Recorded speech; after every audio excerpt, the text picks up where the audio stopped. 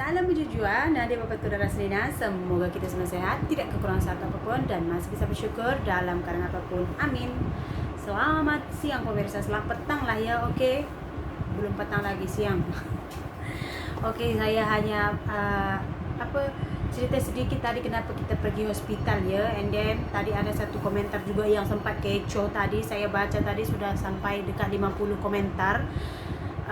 Cuman tadi yang komen mula-mula tuh yang paling atas tuh ada WhatsApp saya. Sebenarnya saya belum baca tadi komentar itu karena kita tengah on the way pulang ke rumah gitu. Jadi sampai di rumah itu saya buka handphone, saya tengok pesan WhatsApp, Kak Sri tadi saya ada komen, dah ramai pula orang saling reply, sudah saling gaduh di sana.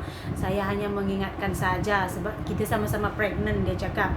Saya belum baca lagi komen dia itu apa. Saya sudah baca WhatsApp dia tapi saya tak reply pun, saya baca saja gitu. And then saya lihat komennya semua, and then saya pun sempatkan untuk reply di sana lah.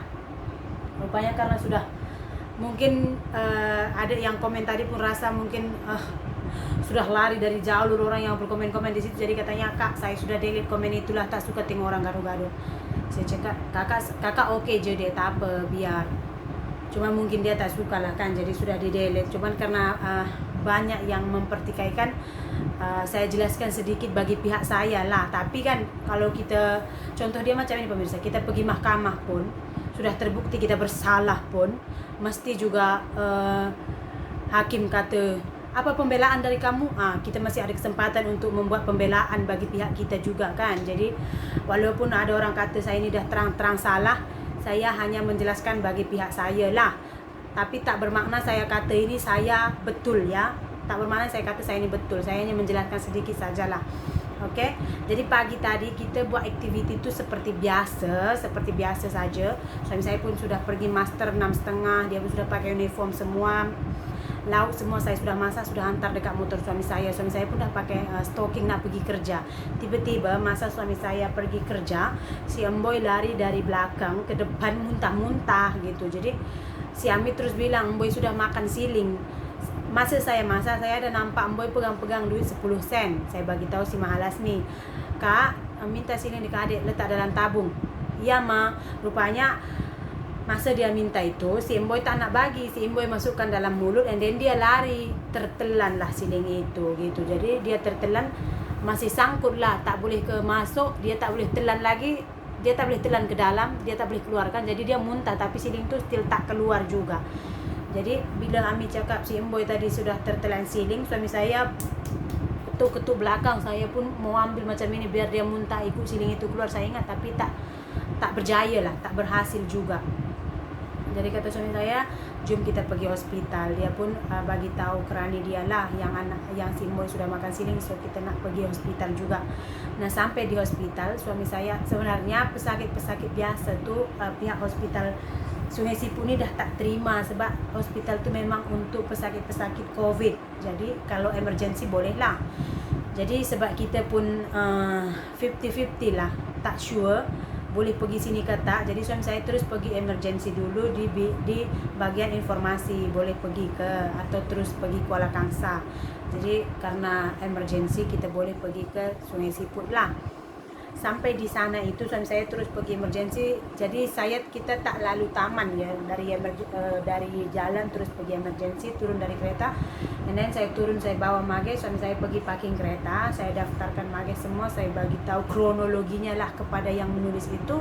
Lepas tu suami saya datang. Rupa-rupanya suami saya pun dia selalu macam angin sangkut lepas makan muntah. So dia pun nak berobat sekali. Saya bagi tahu suami saya, tak apalah, awak dengan Mages, saya dengan Ami tunggu dalam kereta. Saya cakap okey lah.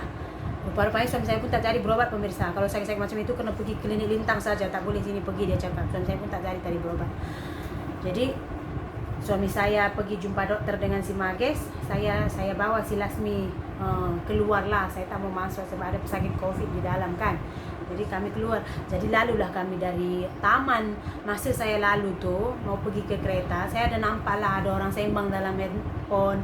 Dia letak mas ini, dia isap rokok. Lepas tu ada lagi table sana, ada saya nampak 2 lelaki makan ya. Sebelah sana lagi ada saya nampak 2 perempuan makan gitu. Tapi mereka beli di depan lah, tapi dia makan di situ gitu. Saya ingat Oh, sebab kan start 10 Agustus sudah banyak kelonggaran yang diberikan, sudah boleh jogging, buat olahraga yang tak kumpul-kumpul pun sudah boleh, tak bersentuhan gitu kan boleh ya. Jadi saya ingat, oh mungkin sudah dapat kelonggaran kot, sudah boleh makan di sini kot. Daripada kita makan dalam kereta panas-panas, saya ini orangnya suka ikut-ikutan, tengok orang ramai lah, orang ramai buat apa, oh semua orang pun buat macam ini, boleh kot. Sebab kita bukan selalu boleh update informasi kan, kadang-kadang perubahan-perubahan ini pun kadang-kadang masuk message dekat handphone dari KKM, tak nak baca pun. Lepas tu dah macam ini jadinya, masuk apa masuk KKM. Sekarang sudah kelang kabut. Lepas tu saya bawalah nasi saya dengan bag-bag itu pergi ke taman. Saya cakap dari kami, aku cepat-cepat kita makan, daripada kita makan dalam kereta panas-panas ini, kita makanlah kami. Yang namanya makan mestilah saya buka face mask saya. Yang saya tahu kan face mask itu tak boleh letak di sini, nanti kotor, ada bakteri ke kuman, nanti kita pakai balik kan dah kotor. Kadang-kadang kan kita makan, apalagi tadi lauk saya itu ada kuahnya, nanti saya makan mengalir kuah kena sini face mask saya itu, nanti pas saya pakai lagi sudah pula kemana-mana, pedih pula nanti bibir saya ini kan. Jadi makanlah kami, saya bukalah face mask saya, tapi lepas makan kita terus tutup. Tadi pun masa selesai kita makan, si Emboy sudah selesai X-ray, tunggu hasil X-ray. Saya pergi juga depan emergency tu, ada tempat tunggu di sana. Saya suap juga anak saya di sana, si Emboy. Saya buka face mask, saya suap juga di sana. Kadang-kadang orang pun boleh paham lah, lagipun saya pregnant. Saya macam ini pemirsa, sedikit udah panjang cerita kita ini. Jadi mungkin ada orang tanyakan tadi, anak sakit pun sempat lagi dia buat video. Ya, saya sudah jelaskan juga perangai saya itu seperti ini pemirsa. Suami saya pun, misalnya anak saya demam tinggi, misalnya pagi ini dia demam tinggi gitu, suami saya akan tanya dengan saya dulu. Kita apa-apa memang kita akan musyawarah, saya lah dengan suami saya begitu. Macam mana mau bawa anak pergi hospital? Terus tu saya cakap, tak apalah, ada lagi sirup, nanti saya bagi sirup dulu. Tak apa, awak pergi kerja. Kalau dia rasa boleh pergi kerja, dia akan pergi kerja walaupun anak demam di rumah gitu. Dia merasa begini, oke, anak saya sudah titipkan kepada kepada istri saya di rumah, so saya 100% percaya dia akan jaga anak saya. So dia akan pergi kerja gitu. Saya pun macam itu. Macam tadi pun suami saya sudah bawa anak saya jumpa dokter. Ya, si Mageswaran di sana dengan suami saya, dengan dokter yang memang ahlinya di sana, yang memang pakar. Jadi apalagi yang perlu saya risaukan. Jadi saya urus lagi lah apa yang boleh saya urus. Oke, si Emboy dengan apa sudah jumpa dokter, so saya kena swab si Ami juga, saya kena pikir baby saya juga. So saya makan lah. Takkanlah saya ini macam depan emergency tunggu sampai pukul 12 pun tak makan-makan kan. Saya isilah perut saya dulu, sebab Ami pun cakap Ami sudah lapar, makanlah kami. Saya begitu. Kalau cobalah anak kita sakit, anak sakit tak ada mood buat video lah, tak ada buat video. Lagi suami saya pun, anak pun demam lah, hari ini saya tak pergi kerja lah. Anak yang sakit dia yang tak pergi kerja, nanti lama-lama kita makan tanah juga kan. Itulah makanya Tuhan ciptakan ada suami istri. Kalau ada masalah, satu orang boleh jaga, satu orang boleh kerja, begitu dia. Tapi ini hanya penjelasan dari pihak saya ya. Saya tak cakap saya ini betul, tak. Saya cakap saya memang tak tahu. Saya ingat sudah dilonggarkan kot.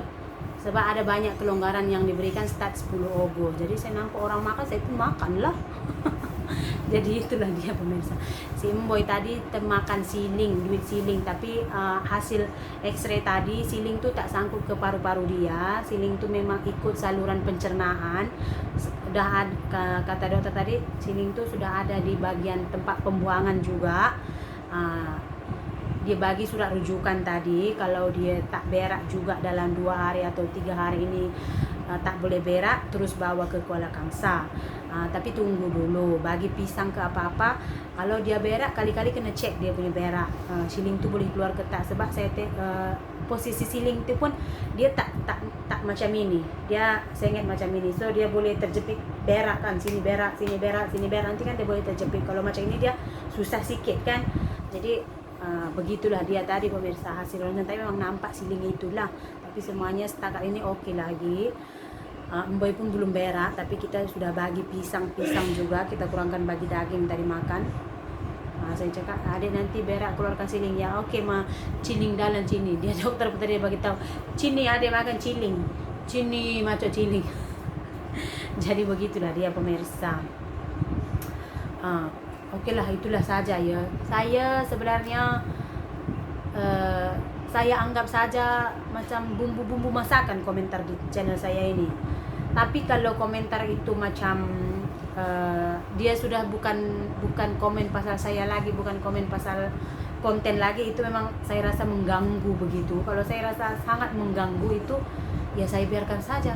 Kalau sangat mengganggu, saya delete saja, betul tak? Jadi begitu. Kalau hanya setakat teguran-teguran sampai macam tadi itu, saya biar sajalah. Saya pun memang tak kadang-kadang kalian tahu apa yang buat kita itu merasa terbebani, apa yang membuat kita itu dapat masalah, baik kita hindarkan daripada kita hadapi. Ada kalanya masalah itu tak perlu kita hadapi segala masalah, tak. Ada kalanya masalah itu hindarkan. Kalau rasa tak boleh hadapi, hindarkan, terhindar dari masalah.